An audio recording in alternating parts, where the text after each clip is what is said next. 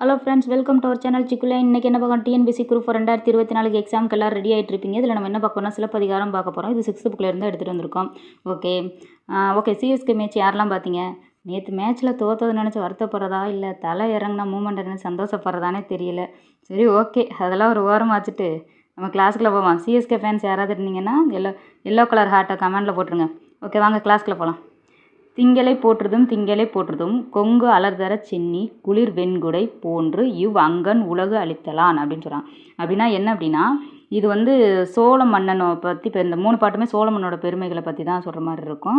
இப்போ சோழ மன்னனோட வெண்கொற்ற குடை போல் நிலவு என்ன செய்யுது அப்படின்னா உலகிற்கு குளிர்ச்சியை தருதான். அதனால நம்ம நிலவை போற்றுவோம் அப்படின்னு சொல்கிறாங்க.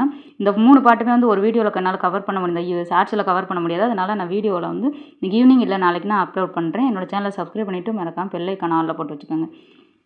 Okay, next